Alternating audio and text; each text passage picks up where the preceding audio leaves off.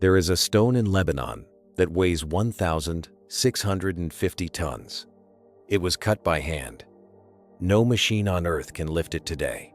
It is still lying in the quarry where it was carved, abandoned, half-finished, attached to the bedrock by a single edge. And it is not the strangest thing about this place. The strangest thing sits 800 meters away, holding up a Roman temple. 3 more blocks, each one as long as a passenger jet, fitted together so precisely that a sheet of paper will not pass between them, 6 meters off the ground. Archaeology has an explanation for who built the temple. It does not have a complete explanation for the platform underneath it. And the tools we are only now pointing at the ground beneath that platform are beginning to show us why this site has unsettled archaeologists for more than a century. By the end of this, you will understand why Baalbek is the one place where the official story has a hole in it. A hole the size of a building. In the Bekaa Valley of eastern Lebanon, about 86 kilometers from Beirut, at an altitude of around 1,100 meters, there is a mound. Archaeologists call it a tell, an artificial hill built up over thousands of years of human occupation, one settlement collapsing and the next rising on top of it. This particular mound has been inhabited by the evidence in the ground for somewhere between 5,000 and 9,000 years. On top of it, the Romans built one of the largest religious complexes in their entire empire. They called the city Heliopolis, the city of the Sunday. The centerpiece was the Temple of Jupiter, the largest temple in the Roman world after the Temple of Venus and Roma in Rome itself. Construction most likely began in the 1st century before Christ and continued for more than 100 years. By the year 60 of our era, a stonemason had carved a date into one of the column shafts. We know this because that graffito has survived. So far, none of this is a mystery. The Romans were extraordinary builders. We have their names, their dates, their methods. The mystery begins when you look down at what the Romans built on top of, because the platform that carries the Temple of Jupiter contains stones that do not behave like Roman engineering. They behave like something else. And this is the wall that archaeology has stood in front of for more than 120 years, since the first German expedition arrived in 1898. Let's deal in numbers, because the numbers are the entire story. The base of the Temple of Jupiter rests on a platform. In the western wall of that platform sit 3 blocks known collectively as the Trilithon. Each one is about 19 meters long, around 62 feet. Each is 4 meters high and 3.5 meters deep. And each one weighs, according to the estimates in the standard references, between 750 and 800 tons. Some engineering analyses put them closer to 1,000. To understand what that means, you have to translate it out of archaeology and into something physical. A fully loaded Boeing 747 weighs about 400 tons. Each one of these 3 stones weighs roughly 2 of them, and they are not resting on the ground. They were lifted and seated about 6 meters up, 2 stories, into a wall, in perfect horizontal alignment, fitted against their neighbors with joints so tight they have survived 2,000 years of earthquakes in one of the most seismically active regions on Earth. Beneath the Trilithon sits another course of stones, the supporting layer, and these smaller blocks still weigh an estimated 350 tons each. Now walk 800 meters southwest to the ancient quarry.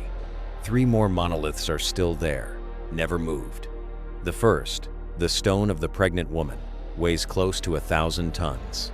The second, rediscovered in the 1990s and sometimes called the Stone of the South, is estimated at over 1,200 tons. And the third, found in 2014 by archaeologists from the German Archaeological Institute, buried under quarry overburden, is the largest worked stone ever identified from the ancient world. 19.6 meters long, 6 meters wide, at least 5.5 meters high, an estimated 1,650 tons. It was cut free on nearly every side, polished smooth, the Institute noted, finished to a degree that suggests it was meant to be transported and used without further cutting.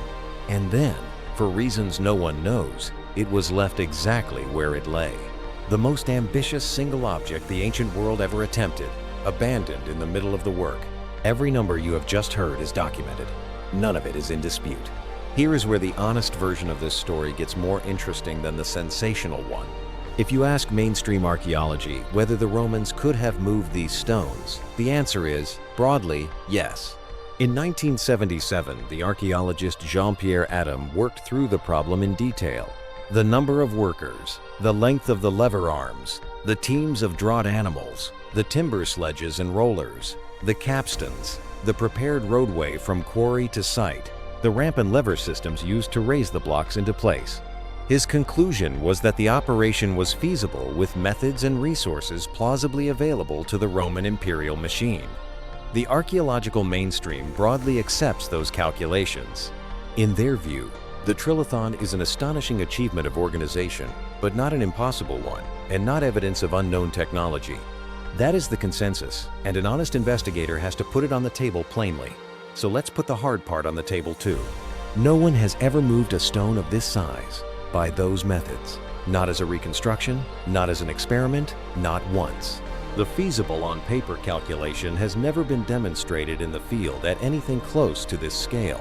We can move objects this heavy today, but we do it with hydraulic systems, modern cranes, and engineering that did not exist 2,000 years ago. The largest mobile cranes on Earth are rated in the low thousands of tons, under perfect conditions, on prepared ground, with counterweights the size of buildings. The idea of doing the same with rope, wood, and muscle, uphill, over 800 meters, and then lifting the result 2 stories into a wall. It remains a mathematical model, not a proven act. So the truthful position is narrower and stranger than either side usually admits. Archaeology is probably right that it could have been done, but could have been done on paper is not the same as we know how it was done.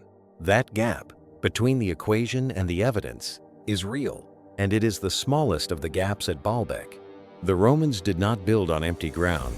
They built on the tell, and the tell is full of older worlds. When archaeologists excavated beneath the great court of the Temple of Jupiter, they did not find bedrock. They found settlement, layers of it.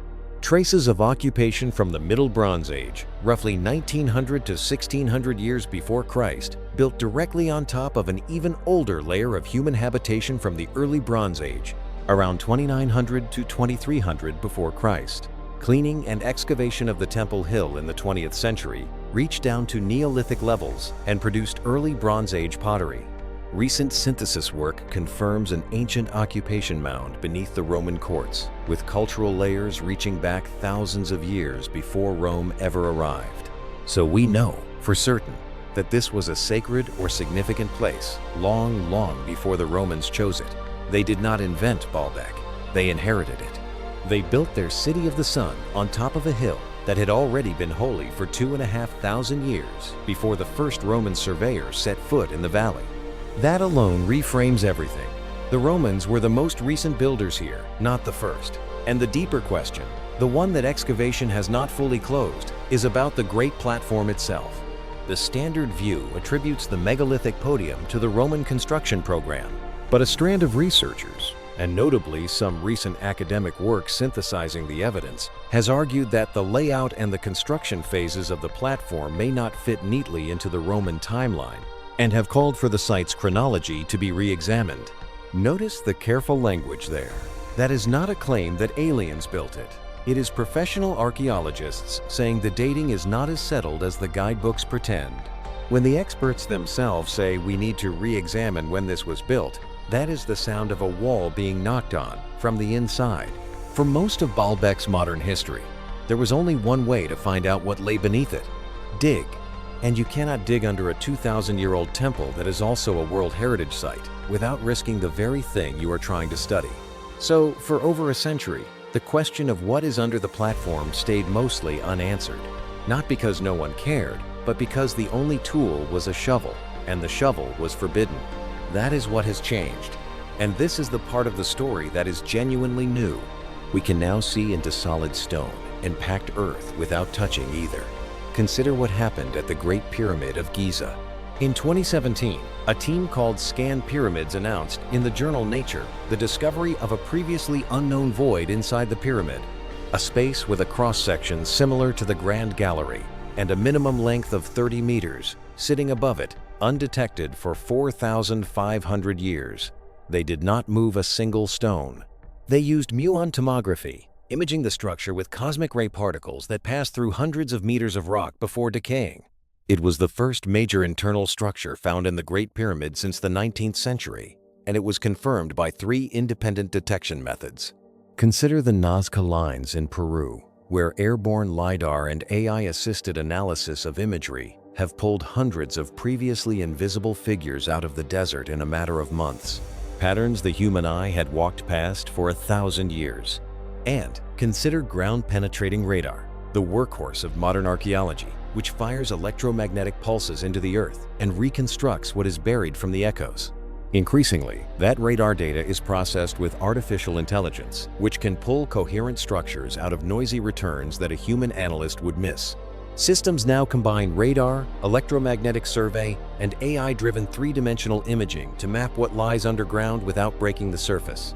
Here is where I have to be straight with you, because this channel does not lie to you. There is, as of now, no published AI scan of the ground beneath Baalbek's platform that has revealed a hidden chamber or a lost structure.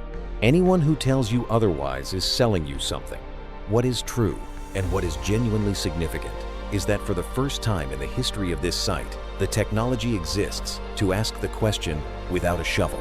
The same family of tools that found a hidden void inside the Great Pyramid can, in principle, be turned on the tell beneath Baalbek. The wall that has stood since 1898 is, for the first time, something we can see through rather than dig through. The question is no longer, can we look? The question is, what happens when we do? So strip the story down to only what the ground actually tells us. The Romans built last. Beneath them, Bronze Age settlements, layer on layer, going back nearly 3,000 years before Rome. Beneath even the structures, a tell that was sacred before recorded history in this valley began. A megalithic platform whose dating, by the admission of researchers themselves, deserves re-examination. Stones so large that no one has ever demonstrated the method used to move them.